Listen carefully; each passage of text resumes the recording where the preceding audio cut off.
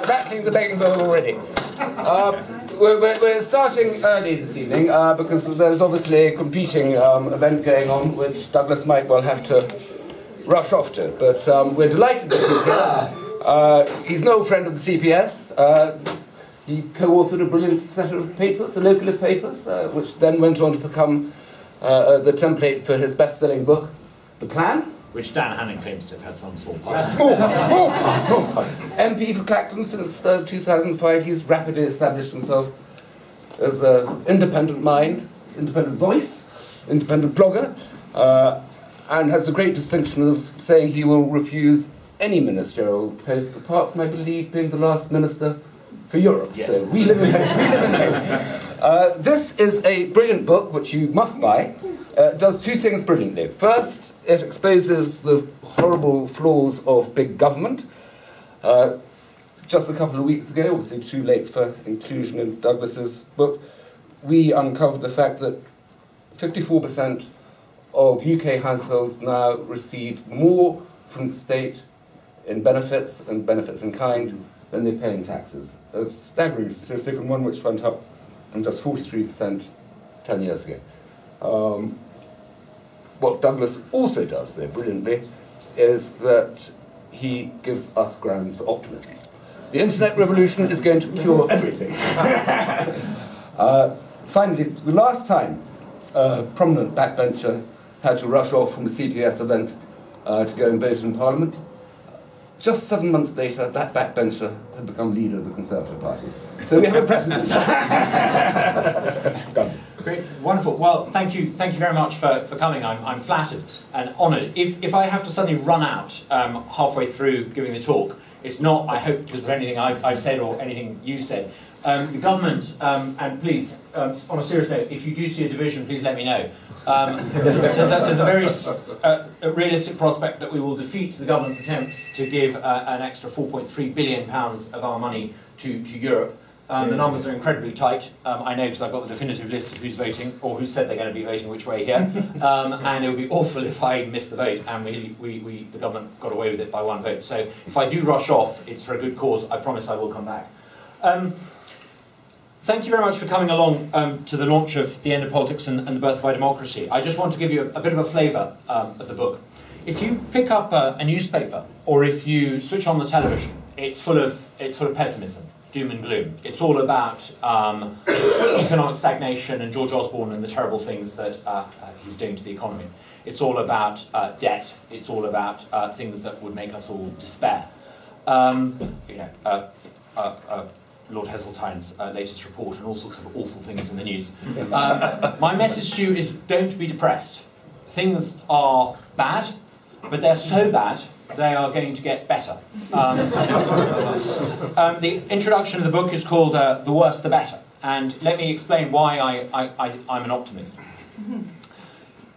Government in all Western countries has got so big that the pillars on which it rests are starting to crumble. Government has got big, I argue in the book, and at this stage people often say, government has got big because of democracy. This is one thing I want you to take away this evening. Please take away the idea that government grew big because of democracy is utterly false. It is a fallacy. It is the historiography doesn't fit. It is a nonsense. Government grew big, not because of democracy, but because the invention of unequal taxation almost a century ago allowed the elites to extract tax off people unequally. The invention of unequal taxation in America was in 1913, in this country it was between 1908 and 1909, in Australia it was 1912. The invention of unequal taxation meant that elites could finally begin to channel more resources to elite officialdom without the constraint that there had been previously.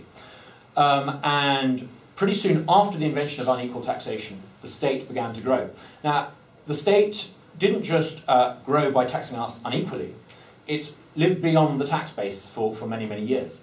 So it found further ways of living beyond the tax base, most obviously by borrowing. Not borrowing in the sense that it used to borrowing in order to pay back, but borrowing in order to then roll over the borrowing with no intention of really paying it back. And then finally, I argue, from 1971, the government in the Western world learnt the trick of money manipulation in order to transfer resources from all of us to officialdom, inflation tax.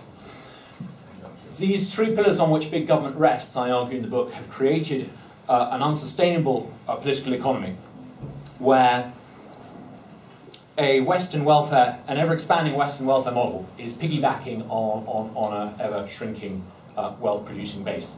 And the financial crisis that we see is basically an end of this model. It's not simply a case of people who live in Alabama taking out mortgages they couldn't pay back. It's not simply a case of the euro in Greece. It is a fundamental problem throughout the West of governments living beyond their means, beyond the means of the rest of us to pay for it. And we can't, to coin a phrase, go on like this, and so we won't. Things will change. Now, the reason why I'm optimistic is because the digital revolution, and I argue in the book that there are three great technological revolutions in human history. The first was the agricultural revolution. It allowed us to harness the power, if you like, of animals and plants and crops. The Industrial Revolution 300 years ago allowed us to harness the power of fossil fuels. The third great revolution, the digital revolution, allows us to harness the power of each other, collective intelligence. And I pick up unashamedly nicking Matt Ridley's brilliant idea of collective intelligence. I argue that the internet allows collective intelligence to allow us to make collective decisions without the state. Now, what do I mean by this?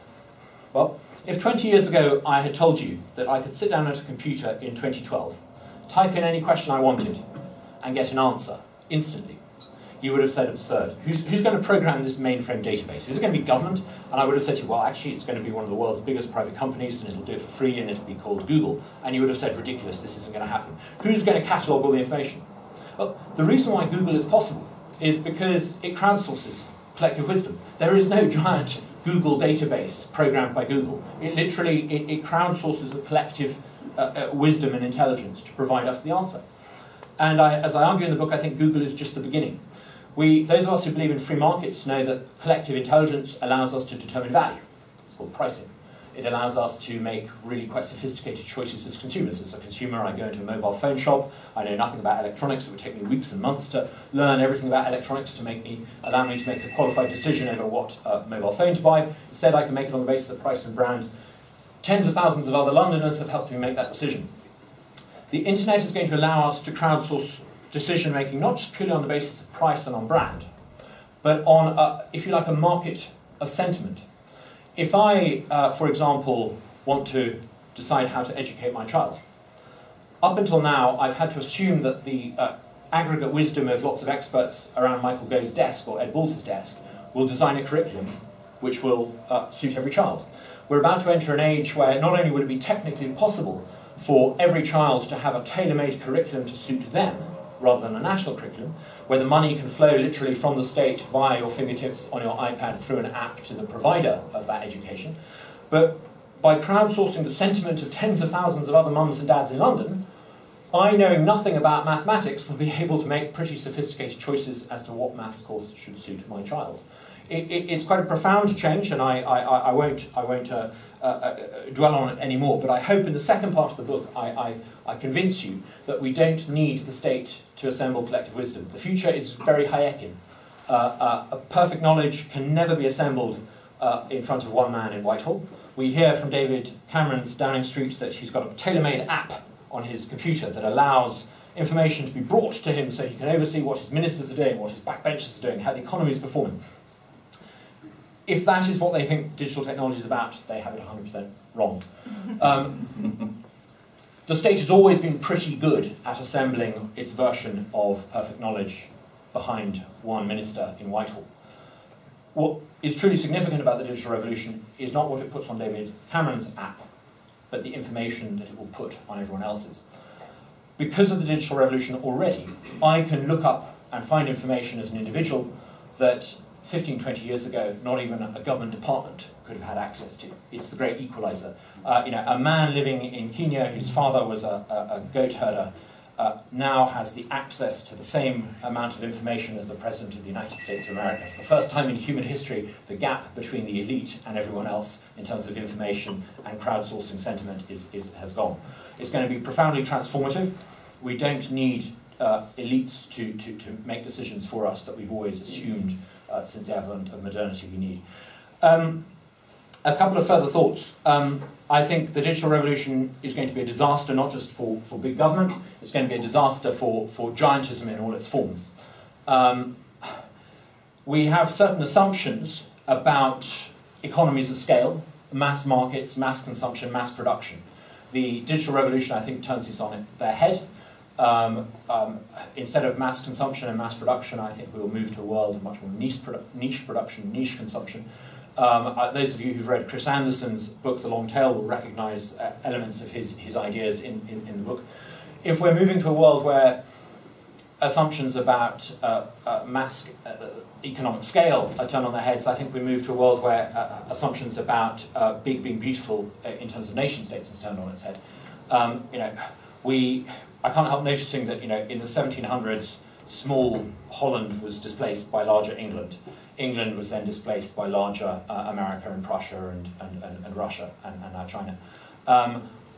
I think the digital economy will not favour economies of scale on that size. There will be small state advantage, and we will move to a world of where Singapore has the third highest per capita GDP. I think we will move to a world where countries that are relatively small and run as relatively small units start to be far more successful than giant states. The giantism of the European Union, I think, is doomed. In the United States, I think they will do well because they are if you like a collection of 50 different Singapores. But I think the giantism of the European Union and big states that we're familiar with is coming to an end. A couple of further thoughts I think will profoundly transform politics. We're used to a world where politics is dominated by 2.5 party brands. Not only is it the case that I think there is an appetite for politicians that are niche and distinctive and particular and authentic. Boris Johnson is the example par excellence. We're also beginning to see people like George Galloway, who by no stretch of the imagination, he should not have won in Bradford West. He was able to, in his words, because we harnessed the internet. Our media was YouTube, it was email, it was online. We're moving to a world where I think politics will no longer be an exercise in 2.5 brands giving us very generic choices. We will start to see politics having to open up. We're going to start to see many more independent candidates. Like in all markets, the established players in politics will lose market share because of the internet, and they will either have to adapt and become open source parties, or they will continue to lose market share. I also think it's possible, and I hint at this in the book, that many assumptions we have about what it means to be on the right in politics are about to be overturned. I'm a fierce libertarian, and I argue passionately for individualism against collectivism. And my argument with collectivism is not because I don't like other people, I love other people, but because collectivism usually means that a tiny elite decide what's right for all of us. If it becomes possible for us to have collectivism without the state, the dream of every anarchist in history, you might say, then that's my kind of collectivism. Sign me up. If you think about it, the free market is actually a very collectivist endeavour. I think it will change what it means to be on the right. So anyway, I take great cheer by what's happening. A couple of things I didn't dwell on, but I'll just touch with. Quite often people say, and I may be preempting the first question, but quite often people will say, are you so sure that the big state will disappear? I mean, leave you with these thoughts. Because of the digital revolution, taxes are going to have to become flatter. So the unequal system of taxation that we have, I think, will be under threat. We're already beginning to see the state having difficulty in taxing the source of wealth. 100 years ago, the source of wealth was a factory, pretty easy to tax. Factories could be moved, but it was quite difficult. Today, wealth is created by intellectual property. Intellectual property is as mobile as an email, and we're already beginning to see people complaining about Apple not paying its fair share of taxes. It's basically a dispute about in which jurisdiction intellectual property should be exploited. Good luck in the state in trying to make intellectual property taxed to the amount that it wants. It's not going to be able to. So I think that the unequal system of taxation on which the big government rests will crumble. We're already seeing the state finding it difficult to carry on borrowing the way it is. Look at Greece, Southern Europe. I believe it's only a matter of time before, in this country, we find it impossible to carry on borrowing the way that George Osborne thinks is so great. Monetary manipulation. I just close with this thought. We're so used to the idea of monopoly money. Monopoly not just because the state controls it, but monopoly because monopoly money is what it becomes once the state has debauched it over several generations. If you look at some countries around the world, they already have a system of payments without those expensive banks attached. I think the digital revolution will redefine money. It will allow us to shop around for money. We will have competing currencies in a way that not even Hayek could have dreamed of. And it will just make it impossible for George Osborne and the Treasury and the Bank of England to carry on using monetary manipulation to transfer resources. The state will have to live within the tax base. The tax base will become smaller. It will be less of a base and more fluid than it's ever been. I think this is great news. It'll be awful for them, but I think it will be great news. Be happy. The days of big government are coming to an end. I hope that the book, I hope you find it convincing. It's bad news for politicians and other parasites who try and tell us how to live our lives. It's great news for everyone else. I hope you enjoy it. Thank you. Well done. Any questions? Well, we've got numbers still. Yes. You talk about unequal taxation and the growth of government and debt, but what you didn't talk about was the fact that my generation has borrowed a huge amount of money. I mean, in 2 years' time we'll have borrowed $1.5 trillion, and it's our children and grandchildren that are going to have to pay it back. And how are the political class going to face up to that, and what do you think the implications are? Because it can't be done again. I mean, if you take some measures of debt, and Talet Prebon produced some statistics that suggest that the true value of public debt is vastly greater than we assume it to be. I think I'm right in saying that one of the consulting, I quoted in the book, one of the consulting firms actually did a projection where they estimated that total public liabilities in this country is something like 500% of GDP. I'm not sure that it can all be paid back. And I don't want to sound like a soothsayer, but I think we're going to see. I don't want to sound like I've been reading too much Money Week, but I do think there is likely to be some fairly catastrophic event in the public debt market. And when I worked in fund management, we used to call bond trading fixed income. I wouldn't call it that. I don't quite know how it will unfold. It may happen in Japan first, but I think there are a lot of people who have bits of paper that they think worth something, who will discover what throughout history people who hold debt have sometimes discovered. And that is on the children. Well, I don't know. I mean, my view on Greece has always been, I'm a great believer in debt default, and I've always argued in favour of debt default, because unless you want a society that has slavery, you have to, by definition, reach a point where you exempt people from their debts. Having a system that allows people who have got themselves hopelessly in debt to start over is I think, vital.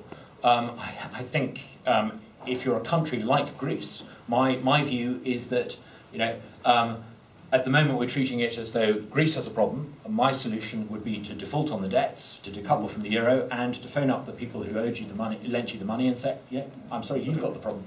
The alternative is in effect a form of slavery.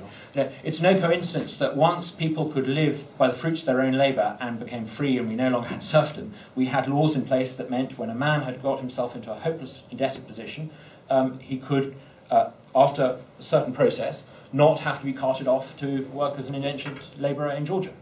I think that was a good thing. I think we have to recognise that there's a great book by Philip Kogan, who used to work for the FT, and he's basically, it's a wonderful book, Paper Promises, and he talks about that sort of historic tension there's always been between debtors and creditors.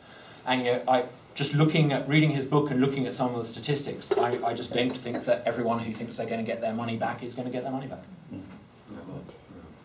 On that cheerful note. Douglas will be signing copies of his book, so catch him while you can. Just £10. Substantial discount, I'm sure. Yes. Could I just ask? Yes.